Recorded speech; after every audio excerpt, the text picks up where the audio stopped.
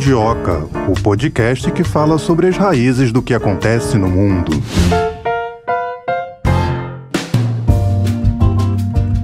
Bora lá, Melina, para mais uma retrospectiva. Hoje, relembrar os acontecimentos da América Latina neste ano de 2022. Assunto não faltou, né? Nossa, foi muito movimentado. O Mundioca, nessa área, na América Latina, bombou. Falamos sobre Peru, falamos sobre os acordos de paz na Colômbia, como é que tá a negociação do ELN com o governo, falamos sobre as Farc, fizemos um episódio todinho sobre as Farc, e hoje nós vamos tratar da expansão da esquerda na América Latina. Foi uma coisa que chamou bastante atenção nesse ano, né? Falar um pouco esquerda e direita é uma coisa que parece meio empoeirada, né? Meio velha, mas nós vamos falar sobre a chamada Onda Rosa. Então vamos... Por que será que é rosa, né, Thay? Vamos saber, então, trazendo o primeiro convidado aqui do episódio de hoje. A gente conversa com o Felipe Bueno, nosso coleguinha, jornalista, também historiador e especialista em relações internacionais e história da arte pela USP. Tudo bem, Felipe? Seja bem-vindo aqui ao Mundioca. Tudo bem, é um prazer, uma honra e parabéns desde já pelo espaço, porque a gente está precisando muito desse tipo de espaço para discutir a história, discutir a realidade, as relações internacionais e tudo mais. Então vamos lá, vamos discutir. Por que na sua avaliação a América Latina deu essa guinada à esquerda nesse ano de 2022? Primeiro é importante, isso é uma opinião absolutamente pessoal, tá? Observar como no jornalismo e na vida, não sei o que vem primeiro, as etiquetas são muito necessárias, muitas vezes elas são maiores ou até mais reais que o produto em si, né? Quando a gente fala em onda vermelha ou onda rosa, uma onda em si, né, raramente muda 1 metro quadrado de praia, de areia, ainda que no médio prazo, sei lá, a gente possa falar em erosão, né, geograficamente falando. Eu sou um seguidor do Fernand Braudel, eu sempre penso nos diferentes tempos que a história tem, né? E, por outro lado, agora a gente está vivendo um momento que a gente fica muito obcecado com o imediato, a gente se esquece das causas e consequências, o tal fio da história. Estou fazendo uma rápida viagem aqui, vou citar outro francês, esse mais novo um pouco, o François Hartog, e ele defende justamente um negócio chamado presentismo, né? Que fazia pouco tempo eu não sabia nem o que era, né? Mas simplificando, atualmente a gente vive com essa sensação, ou a gente vive de fato, não sei, de que existe um eterno presente. E esse termo rosa, junto com o termo onda, eu fiquei pensando, eu acho muito legal, muito sensacional, assim. A quem serve esse termo, né, rosa? É um vermelho diluído em água, é um suco de morango com leite batido, é uma esquerda mais digerível, mais palatável. E aí eu chego a um ponto que eu acho que é o principal dessa nossa discussão. Esquerda, essa expressão esquerda funciona ainda em 2022, 2023?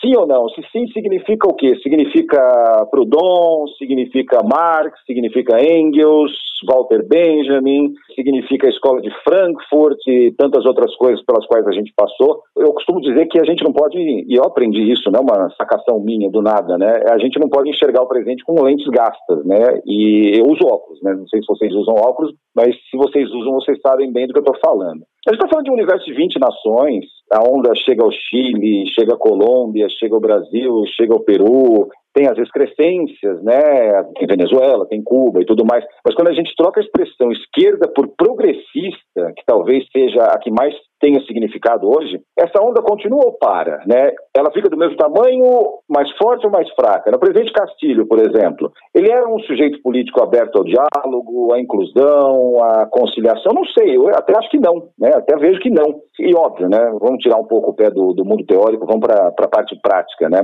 Você tem soluções liberais desde os anos 90 que mostraram que não tem respostas satisfatórias a questões importantíssimas, né? A questão da pobreza, da erradicação da pobreza, erradicação da fome, a educação pública, a saúde pública, a redução da distância entre os muito ricos e os muito pobres, as questões ligadas a minorias, que em muitos casos são maiorias, não são minorias, né? E aí você vai buscar velhas novas respostas em universos políticos que não se renovam muito, né? Vamos pegar o que está nas highlights agora, né? O Peru, né? Eu fiquei pensando nesses últimos dias se o Castilho e o Fujimori de fato são tão diferentes assim, né? Eu acho que vale refletir sobre isso. O que vocês acham? É um caso a se pensar, né? Você acha que não são, Felipe? Eu diria que não. Em muitos termos, não, né? Se a gente pegar a essência do populismo latino-americano, desde Perón, desde a Guerra Civil na Argentina, e eu queria até falar um pouco disso depois, eu acho que tem muito pouco de solidez na proposta dele e muito de apelo ao emocional, apelo àquelas necessidades das quais eu falei algumas agora há pouco, né, de resolver os problemas da pobreza, resolver os problemas da fome, os problemas espirituais também do povo, essa necessidade que a gente conhece muito bem no Brasil de ter um salvador da pátria, né, de ter seja ele o Joaquim Barbosa, seja ele o Sérgio Moro, seja ele o Lula, seja ele quem for, né? Então eu vejo muito como isso, né? Desde que os espanhóis vieram para cá, os portugueses vieram para cá, mais ou menos assim, né? Felipe, vamos continuar falando então da situação do Peru, já aproveitando o gancho. Esses últimos acontecimentos, né? A prisão do Castilho, ele ter saído da presidência, ter sido destituído, isso tudo você acha que depois disso tudo, o Peru vai ter dificuldade de conquistar uma estabilidade política? E ainda te emendo uma outra pergunta. A Boluarte, assim que assumiu, anunciou aí a antecipação das eleições. Você acha que isso vai resolver a crise? Eu vou começar com a sua primeira pergunta. Eu não vejo um horizonte de paz, de estabilidade. Olha, se a gente pensar na história do Peru, vamos pensar na história após 75, né, quando caiu o Alvarado, se não me engano 75, mas vamos lá, anos 70, né?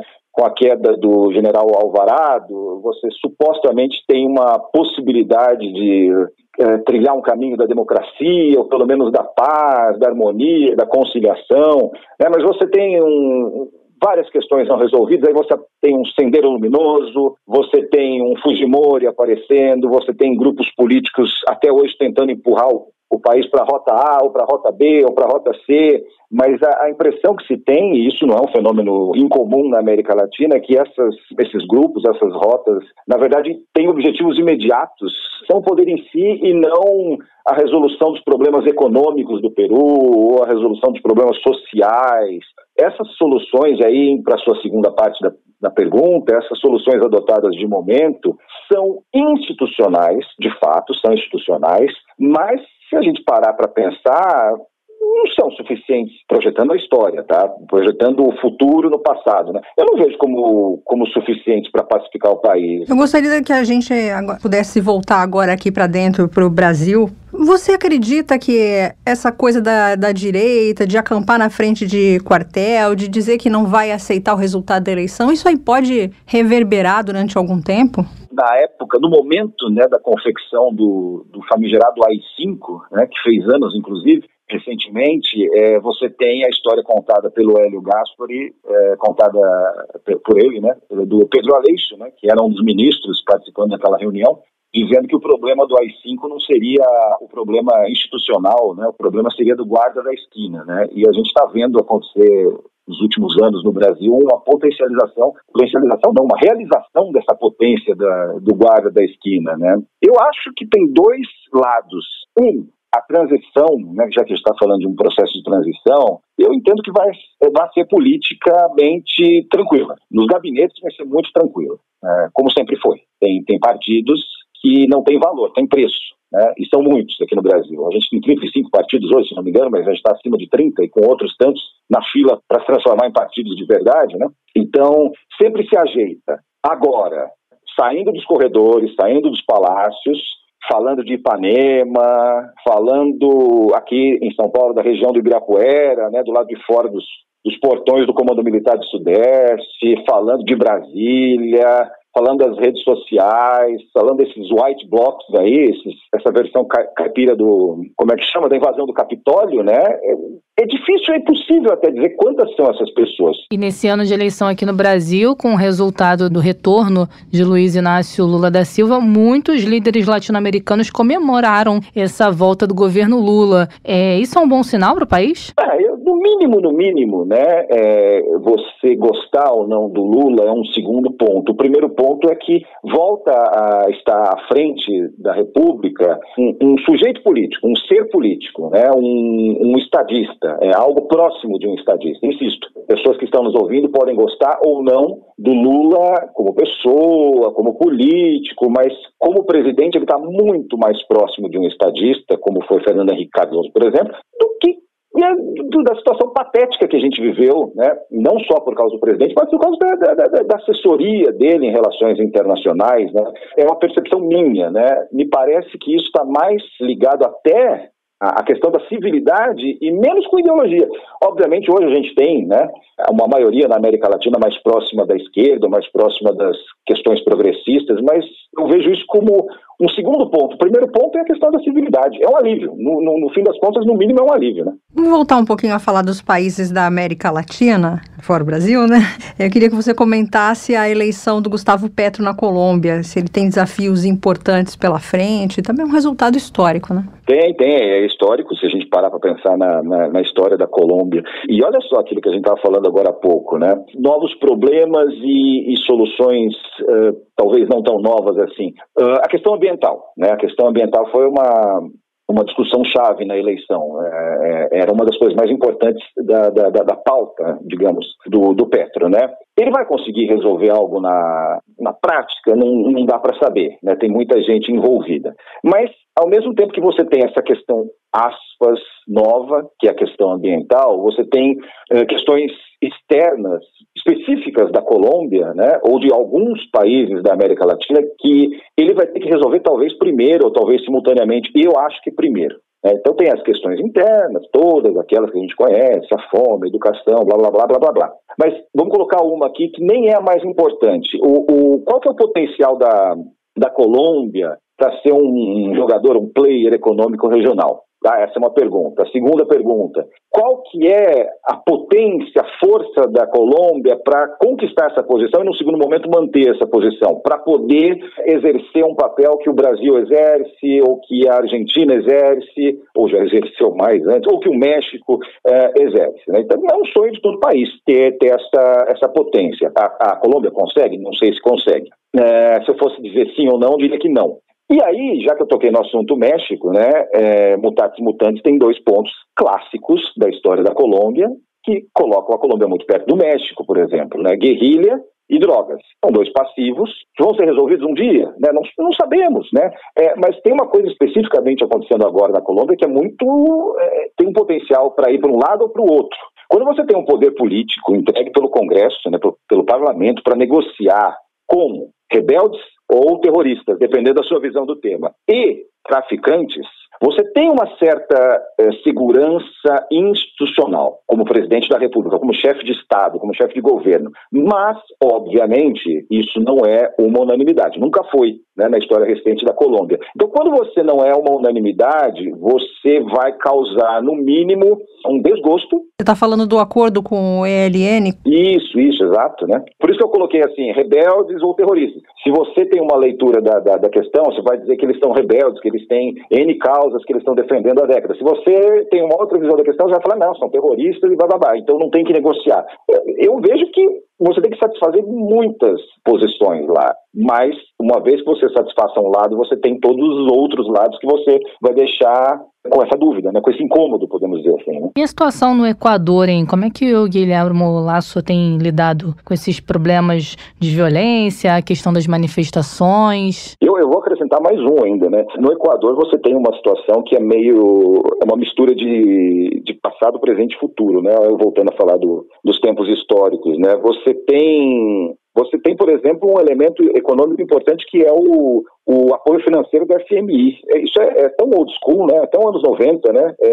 Para quem é um pouquinho mais velho como eu. Só que, ao mesmo tempo, você tem um potencial acordo de livre comércio com a China. Isso é pós-moderno, né? Não é nem pós-moderno, é pós-moderno. Então, veja como a questão econômica, que é importantíssima num país do tamanho do Equador, como a questão econômica tem dois lados. Mas aí eu acho que o mais imediato, podemos dizer assim, é isso que você colocou, né? Você tem uma população indígena se considerando, como é que eu posso dizer, pouco ouvida, e olha que a composição étnica, superficialmente falando, sem ter que explicar muito aqui, do Equador é muito distinta do Brasil, por exemplo. A gente olha com os nossos olhos, mas a realidade lá é muito outra, né? E eles até em algum momento da história recente tiveram passos importantes, constitucionais inclusive, para dar voz aos indígenas, mas essa questão não está resolvida. Então tem a questão étnica, tem a questão do tráfico de drogas, tem a questão do meio ambiente, tem um referendo que está aparecendo aí, né, que deve vir, e mistura tudo isso e, ao mesmo tempo, discute o tamanho do parlamento.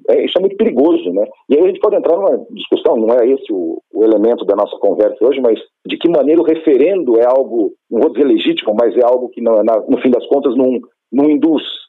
Eu vejo, pensando nos países da América Latina, talvez um dos horizontes mais nebulosos seja justamente esse do Equador, aparentemente, para mim, curto prazo falando. Assim. Você falou um pouquinho do acordo da ELN com, ainda a gente falando da Colômbia, né, com o governo, e o acordo com as Farc? É outra coisa que, para mim, entra na mesma gaveta, embora sejam coisas diferentes, para nós que estudamos, para nós que lemos.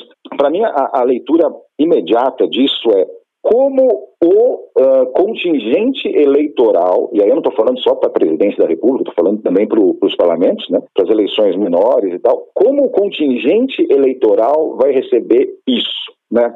Voltamos àquela discussão. O governo da Colômbia está autorizado pelo Congresso Nacional, pelo Parlamento, a negociar com esses grupos. Esses grupos significam o quê?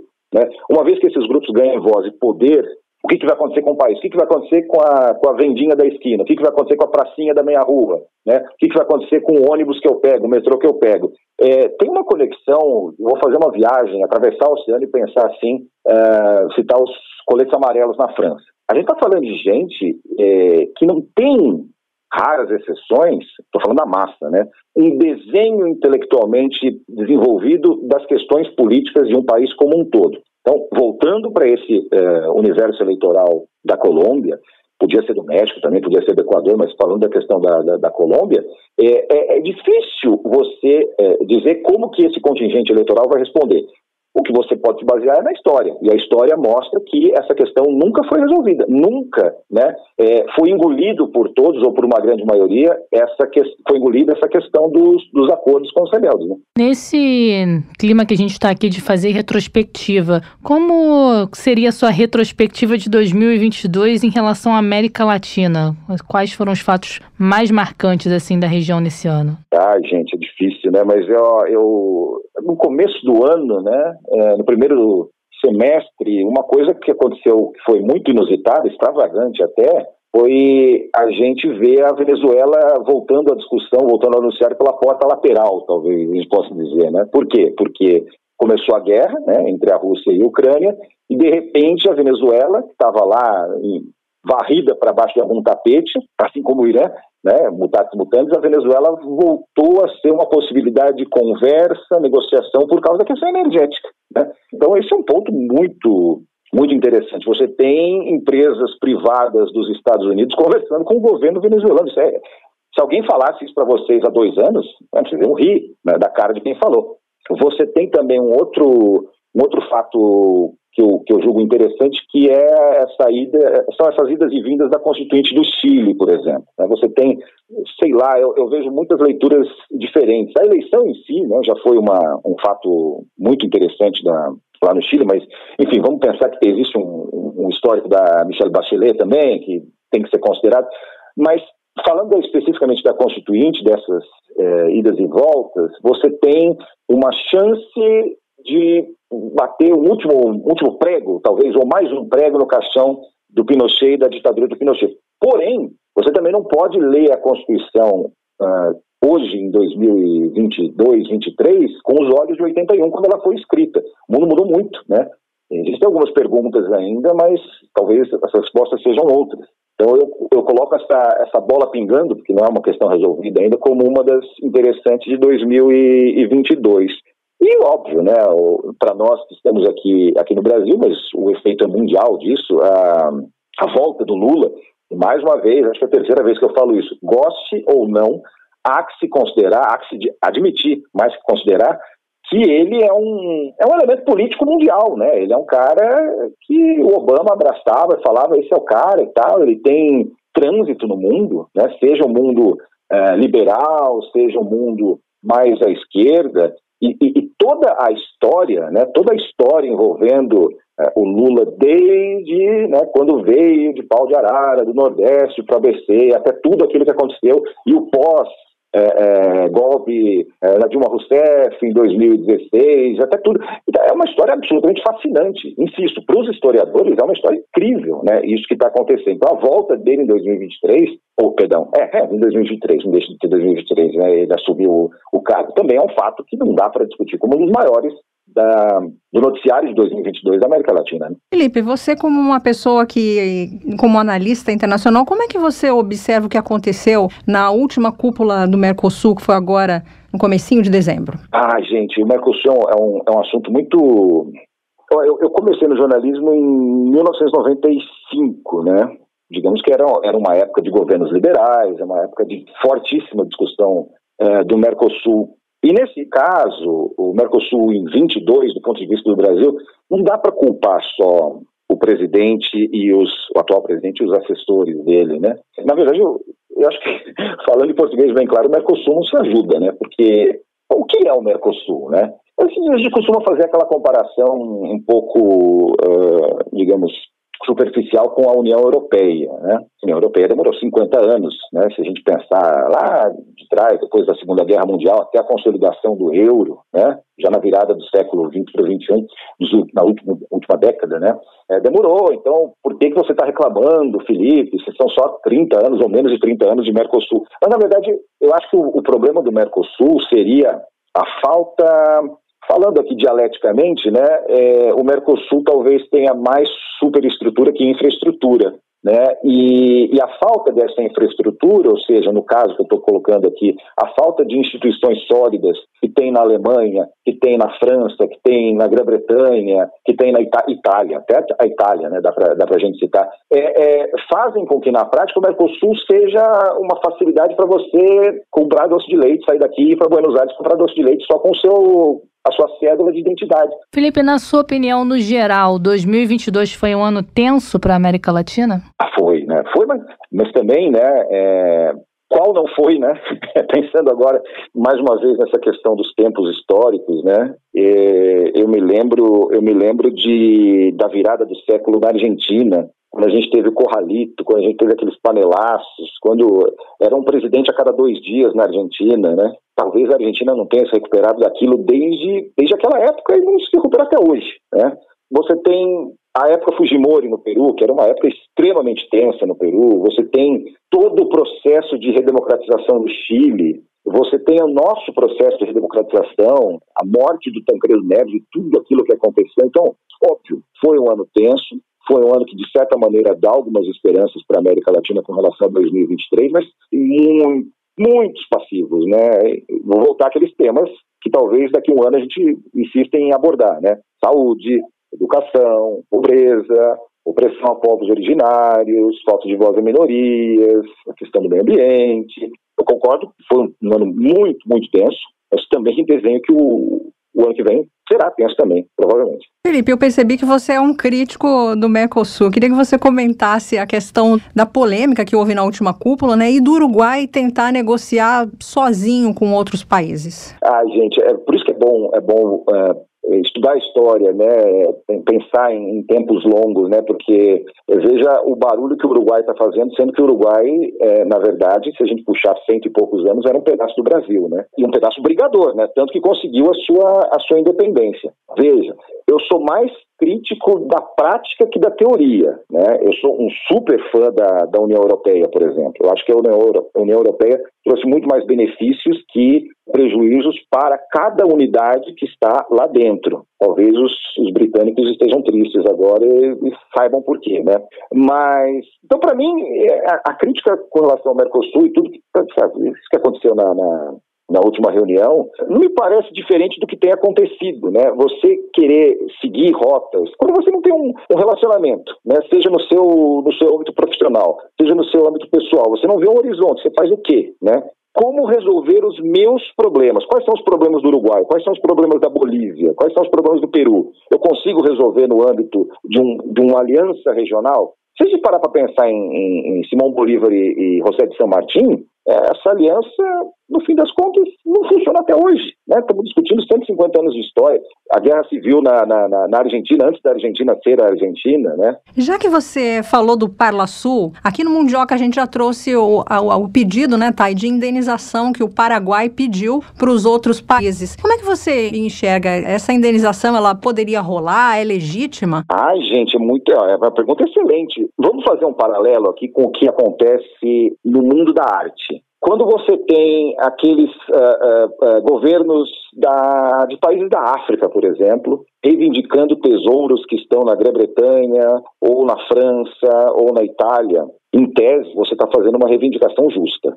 Mas, na prática, esse reembolso, essa restituição, ela vai passar do limite simbólico para um limite prático e vai beneficiar quem? Vai beneficiar o governo de plantão, com benefícios eleitorais de curto prazo, vai beneficiar grupos econômicos locais. Então, eu acho que essa é uma questão muito perigosa, que é, mais uma vez, olhar com lentes do passado as questões de hoje. Eu duvido. Tá certo, a gente conversou com o Felipe Bueno, jornalista, historiador e especialista em relações internacionais e história da arte. Gostamos muito dessa conversa, espero que você possa voltar outras vezes aqui ao Mundioca. Olha, ano que vem eu já estou marcado, hein? Por favor, adorei. Opa, com certeza. É o jeito que a gente encontrou para matar a saudade.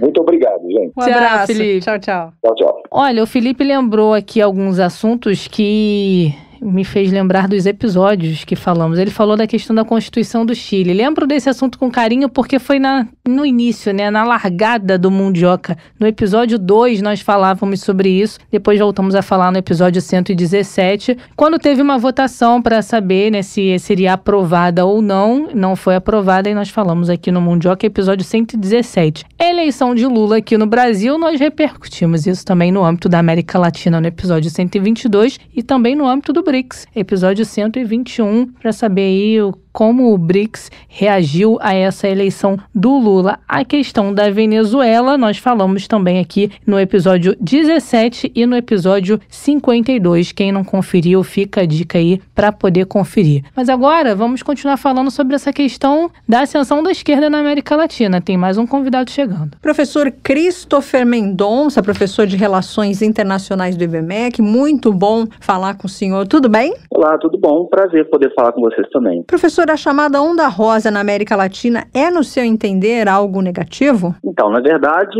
essa ideia de ondas, ela é muito baseada no pensamento de um cientista político americano, que o nome dele é Samuel Huntington. E ele fala, na verdade, de ondas de democracia e ondas de autoritarismo.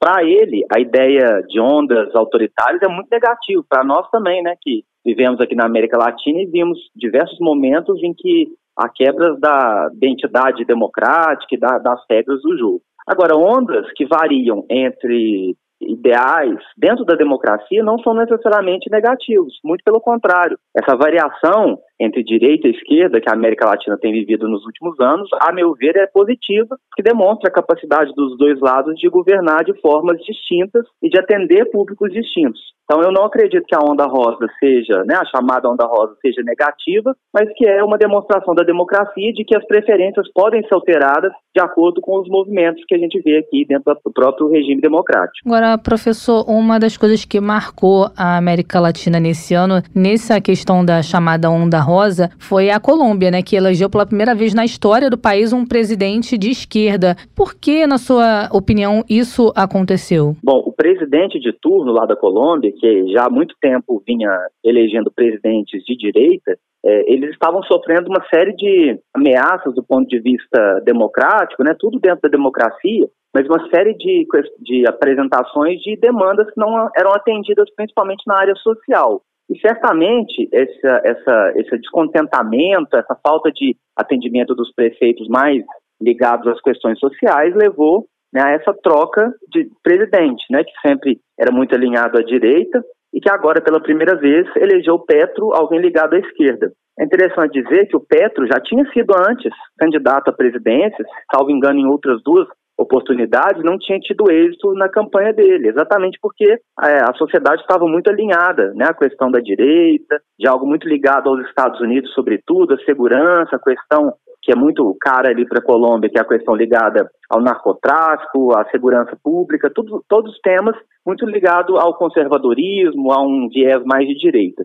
E agora, recentemente, essa questão foi alterada. A sociedade começou a demandar políticas públicas que atendessem aos anseios mais sociais. Inclusive, junto com o presidente Petro, foi eleita também uma vice-presidente, que é mulher, que é negra, e que demonstra aí essa diversidade da cultura e da sociedade colombiana. Então isso atribui-se às mudanças de preferência que a gente vê naquele país nesses últimos meses. Professor, foi a insatisfação com os governos de direita que não teriam, grosso modo, privilegiado questões sociais, que foi isso que levou à eleição de líderes de esquerda? Certamente a gente às vezes tem dificuldade em diferenciar direita e esquerda, e uma das características primordiais que a gente observa na hora dessa diferenciação é que a esquerda ela tem uma ligação maior com as questões sociais. Evidentemente que há grupos de direita, sobretudo que pensam na macroeconomia, na responsabilidade fiscal, que também estão ligadas, ainda que indiretamente, às questões sociais.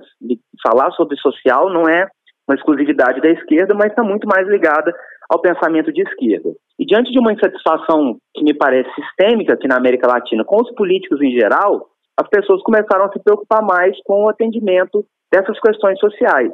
O momento que nós estamos vivendo, ele é importante a gente ressaltar esse pano de fundo, porque é pós-pandemia, pós-guerra, no momento em que os preços estão muito elevados, que o consumo diminuiu em razão da perda de capacidade de compra. Então as questões econômicas voltaram para a pauta de uma forma muito emblemática. E isso fez certamente com que os grupos de esquerda tivessem promessas que se alinhassem mais às demandas da sociedade.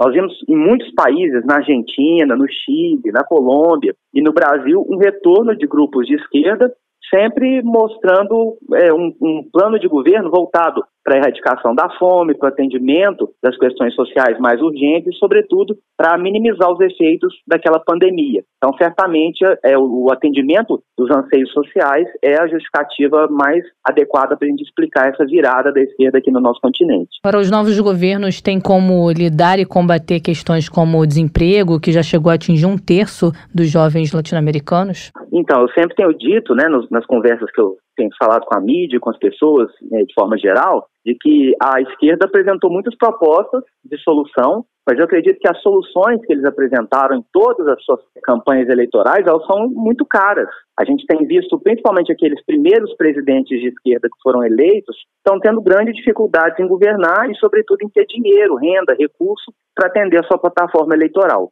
Um caso que talvez seja mais emblemático deles foi o presidente Alberto Fernandes, na Argentina, um dos primeiros a ser eleito nessa nova onda de esquerda. E ele prometeu tirar os argentinos da pobreza, que havia sido ampliada pelo governo Macri, o seu antecessor, que inclusive era chamado de neoliberal, que tinha um pensamento mais conservador na área social. Mas o que nós vimos é que essa pobreza, ela ampliou-se, Os índices de inflação no país aumentaram, e a crise política está bastante instalada lá na Argentina. Então eu acredito que, embora haja, por parte da esquerda, uma intenção boa até de apresentar soluções na área social e de prometer para as pessoas uma melhoria na sua qualidade de vida, eu não sei, tenho as minhas dúvidas, se de fato eles terão condições econômicas, isso vai depender muito do cenário internacional, para cumprir essas promessas que foram feitas no período de campanha. Professor, o senhor acredita que a direita, ela, vou usar uma palavra forte, tripudia em cima do fato de alguns países governados pela esquerda estarem mal das pernas? Bom, eu não acredito que o único ponto, o único motivo pelo qual os países não estão muito bem seja exatamente o governo. A gente tem uma mania,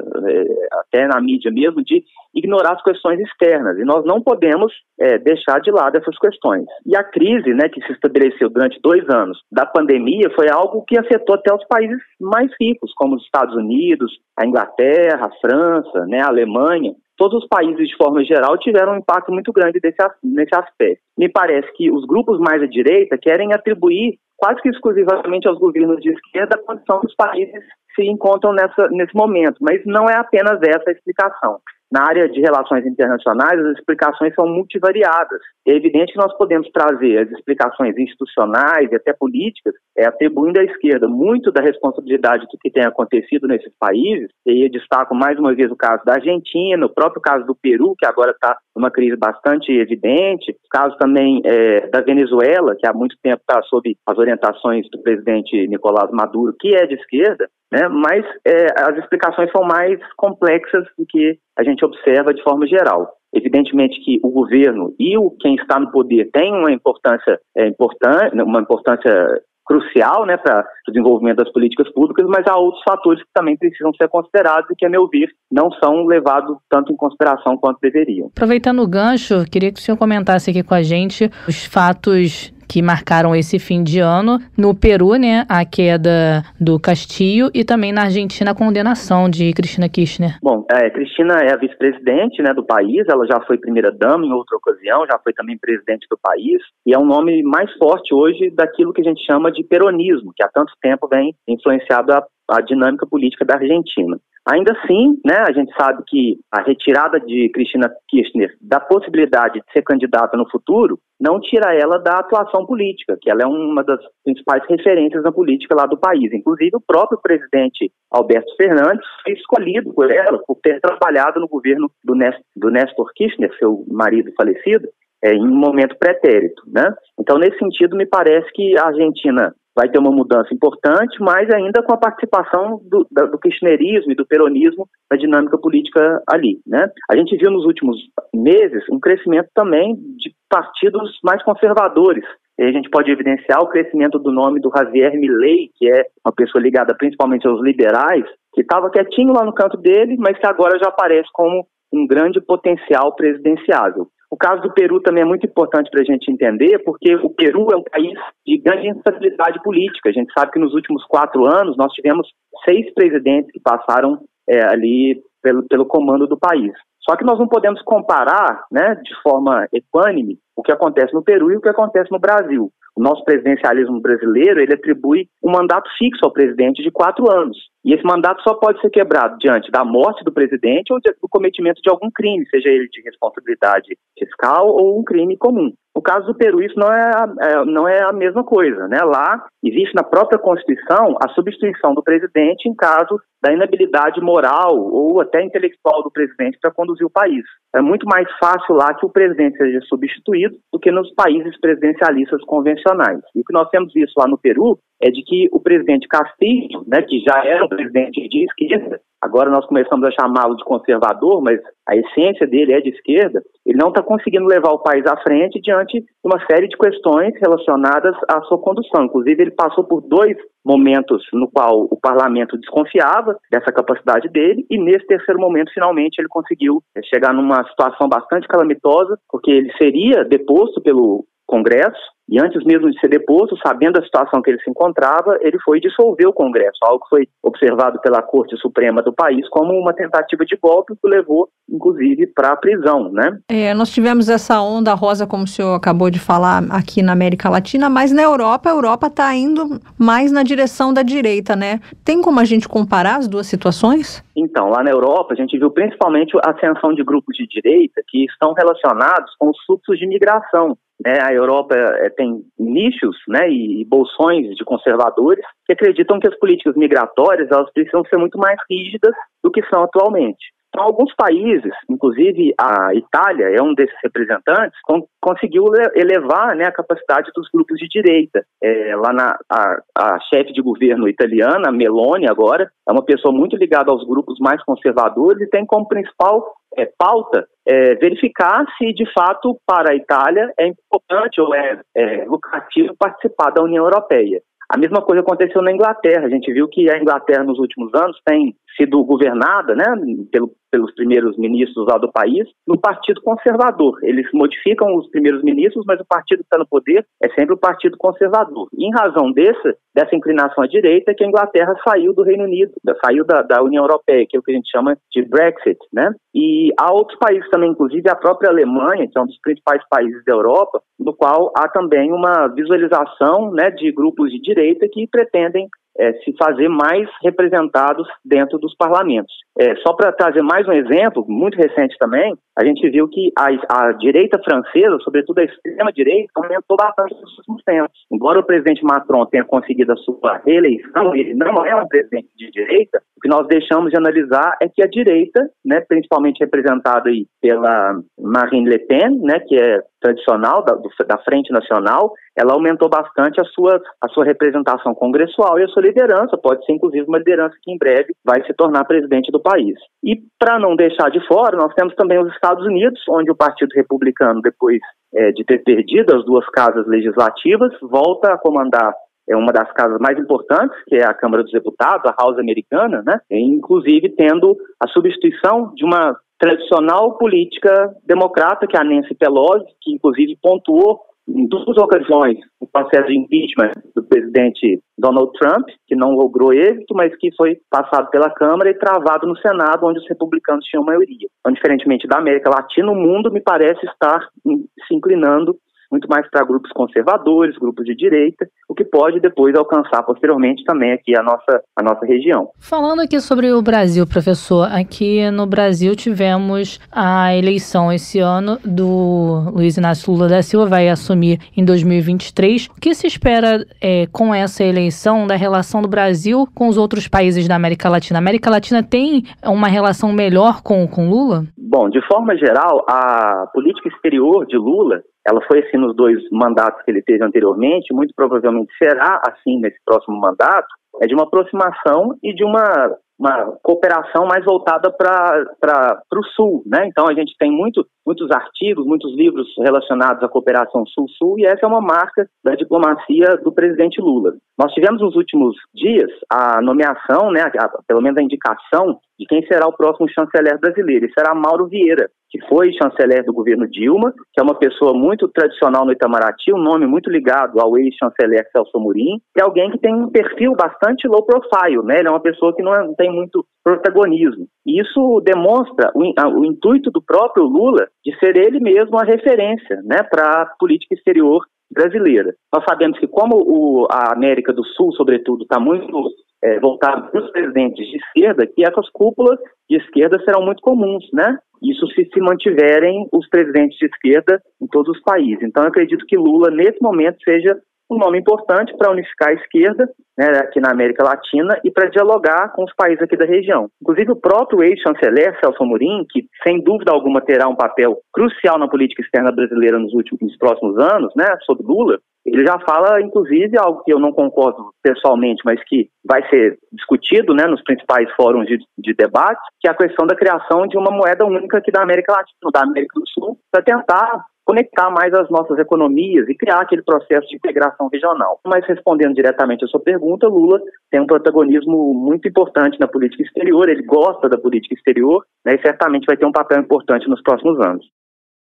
Professor, a gente teve aqui no começo do mês a cúpula do Mercosul. Queria que o senhor comentasse um pouquinho polêmica do Uruguai, as declarações do Fernandes, aproveitando que ele falou da criação do Banco Central em Comum. Então, a cúpula do Mercosul, ela é uma tradição, né, já desde os anos 1990, que se realiza essas cúpulas, que reúne principalmente os presidentes dos países que fazem parte do bloco. É importante lembrar que a Venezuela está suspensa do bloco em razão da condição dela, né, de ser uma autocracia nesse momento, então ela está suspensa, apesar de ter sido aderida ao bloco do Mercosul. E nós estamos num momento em que os países não estão na mesma sincronia. O Brasil tem sido governado até dezembro por Jair Bolsonaro, que é alguém mais ligado à direita, né? Ao passo que a Argentina tem sido um país governado por Fernandes, que é mais à esquerda. Então, nos últimos anos, né, principalmente nos últimos 4 anos, esses 2 países, que são centrais para a integração do Mercosul, eles têm se distanciado. Um nome que é importante na ligação entre Brasília e Buenos Aires é do embaixador Daniel Scioli, que inclusive já foi candidato à presidência lá da Argentina, e que tem uma interlocução importante, tanto com a direita quanto com a esquerda. Se não fosse o Scioli, eu acredito que os países estariam ainda mais distanciados.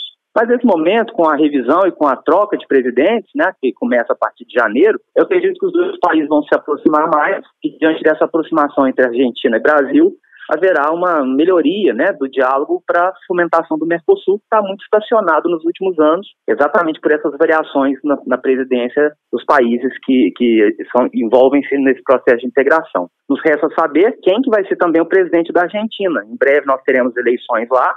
Há uma disputa evidente entre o peronismo e os novos grupos. Eu até citei anteriormente o caso do Javier Milei, que é um político da direita, né, que pode sim ganhar as eleições lá naquele país. Então nós temos que esperar um pouquinho, né, e verificar quais vão ser os movimentos eleitorais e políticos dos 2 países nos próximos anos. Fazendo uma projeção aqui para 2023, a gente pode dizer que existe uma esperança de dias melhores para a América Latina no próximo ano? Bom, a gente tem que ser sempre otimista, né? Diferentemente do que acontece na estrutura política internacional, nosso objetivo é criar cenários que sejam mais otimistas em relação à nossa região. E eu sou bastante otimista, acredito que mesmo na mudança de governo aqui no Brasil, o Brasil segue sendo um país líder, um país que tem uma projeção internacional importante. Eu acredito que, do ponto de vista da nossa política de Estado, a diplomacia brasileira permanece central. Nós perdemos alguma predominância em alguns temas, e eu quero ressaltar, inclusive, a questão do meio ambiente, que nos últimos anos o Brasil abandonou de forma bem clara, mas o Brasil sempre foi um player muito importante no cenário internacional e vai continuar sendo, indiferentemente de quem seja o presidente, indiferentemente de quem sejam os grupos políticos. Então, a nossa perspectiva é de que, a partir de 2023, o Brasil mantenha uma política cada vez mais conectada com o mundo, né, que possa trazer para si assuntos que não necessariamente são da nossa região, que possa trazer de volta, né, aquela questão do multilateralismo, da participação em organismos internacionais que são tão tradicionais para a história democrática do nosso país. Ainda falando aqui do nosso país, queria te perguntar se a vida do presidente eleito, Lula, vai ser fácil, ele vai conseguir governar ou vai ter muita oposição? Bom, o Lula está no terceiro mandato dele e me parece que os 2 primeiros mandatos dele tiveram uma maior facilidade de interlocução com o Congresso. Nós fizemos algo aqui no Brasil que não é tão comum entre os brasileiros, que é de eleger um presidente de esquerda, voltado para as questões sociais, mas eleger um Congresso cada vez mais conservador, ligado a temas muito relacionados a costumes. Então, nesse sentido, não haverá grandes mudanças do ponto de vista da nossa legislação. Não será fácil para Lula governar, ele sabe disso, ele é uma pessoa muito treinada na área do diálogo, né, sobretudo com o Congresso, com o Judiciário, e exatamente por saber que não será fácil governar, ele tem montado um governo cada vez mais variado, né, com partidos distintos para tentar garantir no Congresso a passagem das suas propostas. Então, sabendo disso, o próprio partido do presidente, o PT, sabe que não vai poder ter um governo tão centrado no próprio partido como teve no passado. O próprio exemplo da exceção de Geraldo Alckmin, alguém que é tradicionalmente adversário de Lula, já demonstra esse cuidado e essa sensibilidade que a gente vai ter que ter em vários aspectos, e a política externa é uma delas, para tentar governar. Agora, professor, com essa ascensão da esquerda na América Latina, como fica a relação desses países com governo de esquerda com os países que têm governo de direita aqui na região? O que nós temos visto de forma geral é que a direita tem diminuído bastante na região, né? Aqui na América do Sul principalmente. Mas que ainda existem alguns grupos fortes em todos os países que são mais conservadores. No próprio Brasil, embora Lula tenha ganhado as eleições, a gente observa que a direita nunca esteve tão forte no parlamento e também na sociedade.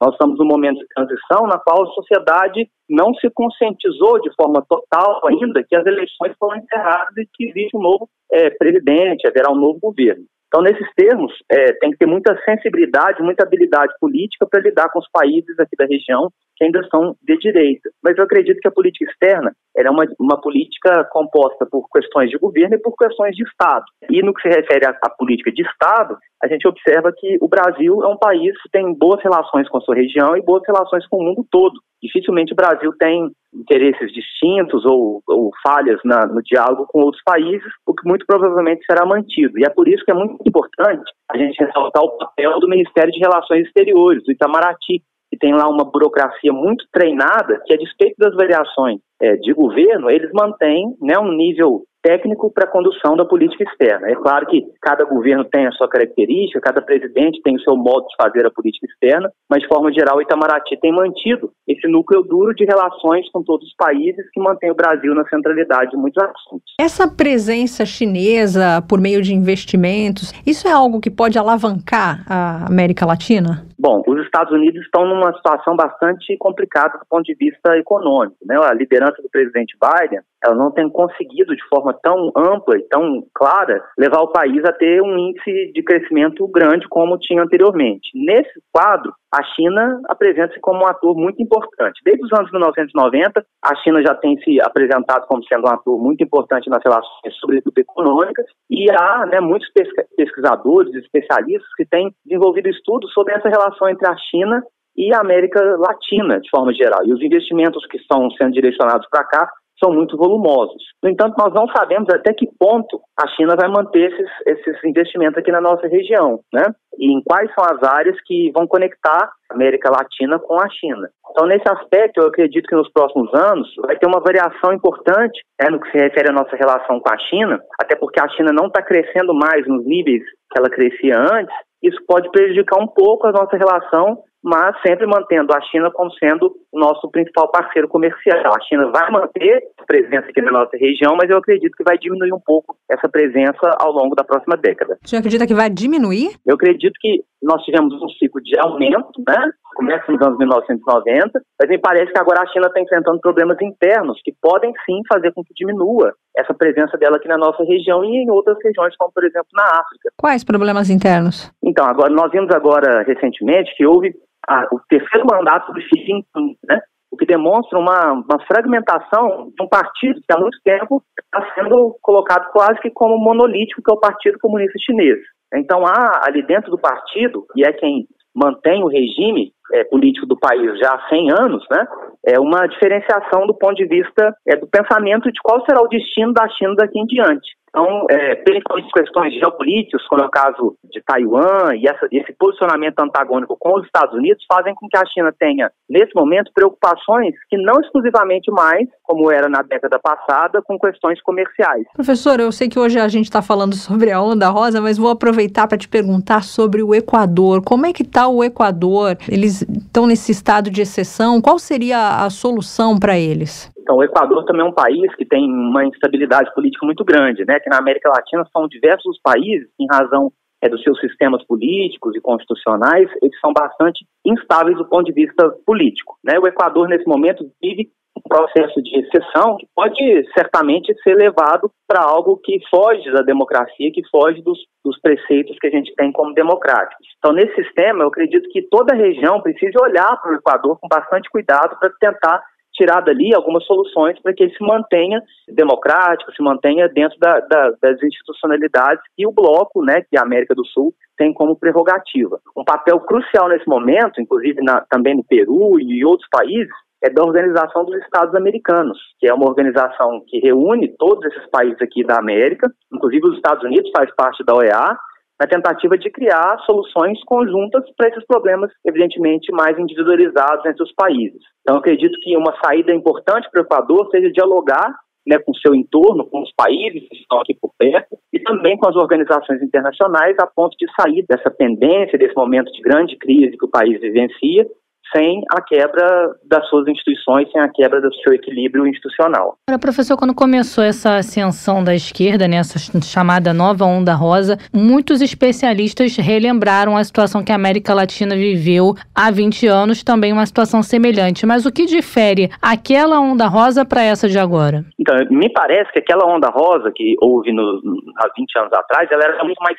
estável, porque era uma modificação muito importante do ponto de vista de que as pessoas ainda não conheciam aqui na nossa região a capacidade governativa da esquerda. A gente foi por muito tempo governado por presidentes e por grupos de direita e a gente não tinha muita noção do que seriam os resultados empenhados a partir de políticas públicas vindas da esquerda. Essa onda rosa de agora me parece mais curta, né? Inclusive, caso esses governantes de esquerda eleitos recentemente não conseguirem empenhar tudo aquilo que eles prometeram em suas campanhas, a chance de substituição deles é muito grande.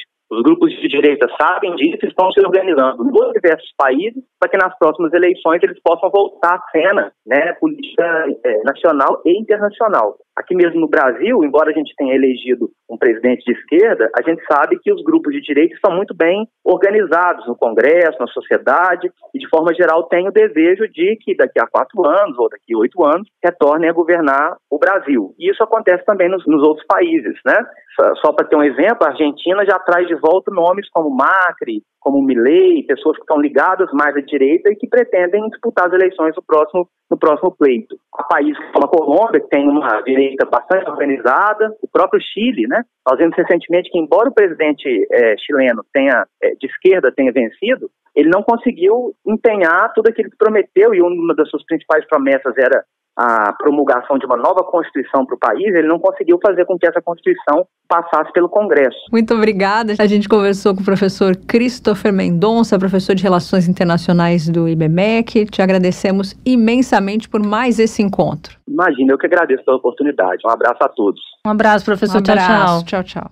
Pois é, as opiniões se dividem, né? Se essa é uma coisa positiva ou negativa. Também, entre o preto e o branco, existe uma zona cinzenta, como se diz popularmente, né? E como você falou com o nosso convidado, vamos aguardar para ver, né? Bom, o tempo dirá se também está na hora da gente passar para outra fase. Para o mundo bizarro agora. Vamos pular para ele. Mundo Bizarro.